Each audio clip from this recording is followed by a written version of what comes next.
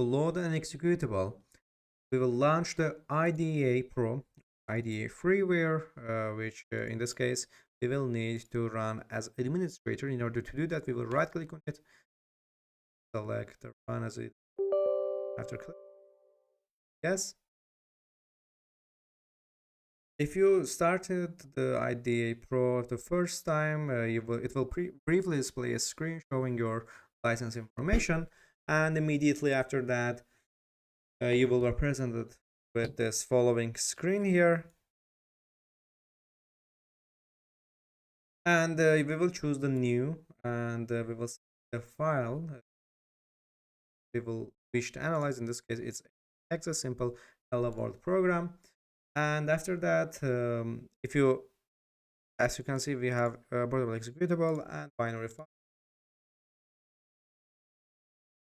ways, and the file that you give to IDA will be loaded in memory, and IDA acts like a Windows loader. File into the memory, IDA determines best possible loader from file header. Yeah, file header, and it determines the processor type that should be used during the disassemble process. After you select the file, IDA shows the dialog here, as you can see here. So from this, it can be seen that IDA determine the appropriate loaders are the port. As you can see, have the L80X6 here, and appropriate loaders are the portable executable here, and just a binary file. And the binary file option, if you are using ID demo version, you will not see this option here. And this binary file option is used by the IDA to ID or ID IDA or IDA to load the files that it does not recognize. So you will normally use this option when you are dealing with a shellcode. And by default, IDA not to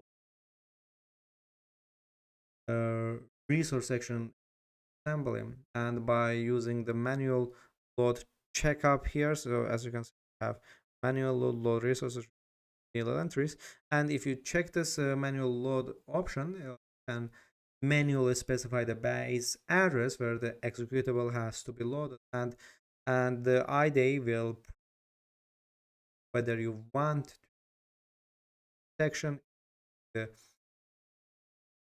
years. And as you can see, we have again we will portable executable for 8306, and after we click OK here, as you can see, we want to change the process type to Athlon. No, we will just here, and after clicking OK,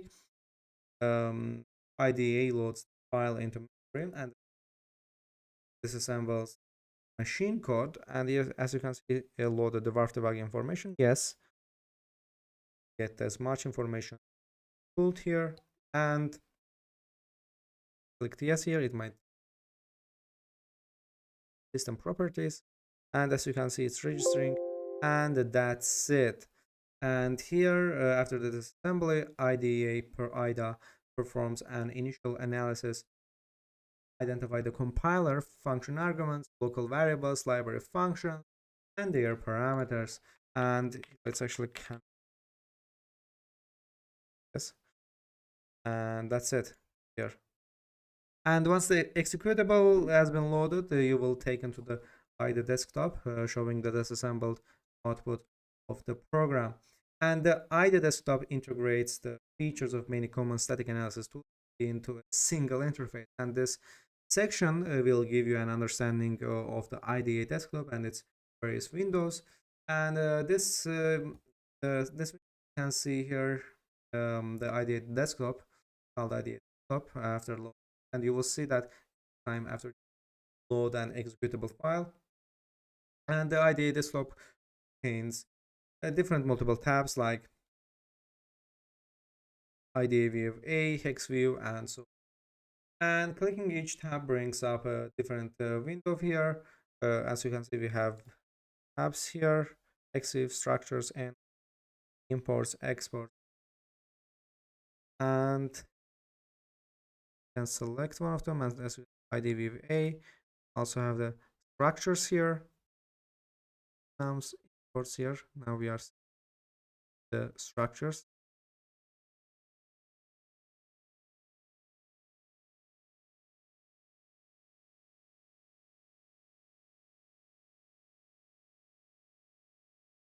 These are structures. We also have the enums, imports. We are import find exports and exports. And after the executable has been loaded, you will present a window also known as IDA view A window. And this is the primary window and displays the disassembled code. And you will mostly be using this window for analyzing binaries here. And IDA can show code in two display. The first is graph view and text view, and graph view is the default view, as you can see here. And when the assembly view ID view is active, you can switch between the graph and text view by pressing the space bar like this here. And in the graph view menu, IDA displays one function at a time in a flowchart style graph, and the function is down into basics blocks here. And this mode is useful to quickly recognize branching and looping. And in graph view mode, the color and the direction of the arrows include the path and will be taken here. But in this case, this is just a simple hello world application, and it has only one function, and we don't see any other functions here, and that's why this is the only tab we can see here. And in the graph view, the virtual addresses are not displayed by default, and this is to minimize the amount of space required to display each basic block. And to display the virtual address information, you can click the options here, and after that general, and as you can see here, we have several here, and we will go to graph.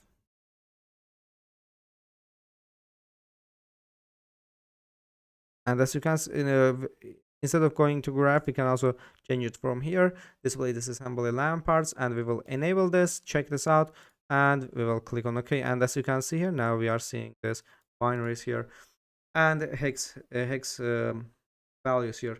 And here we are seeing the disassembly of the main function. And in the graph view mode, notice that the conditional check at the address is starting at the 0401 460 and 480 here. And if the condition, we don't have the condition for now, but in next lecture we will use this for checking the conditions as well. And in next lecture we will also learn how to use the functions window, output window, and hex view windows as well. And I'm waiting you in next lectures.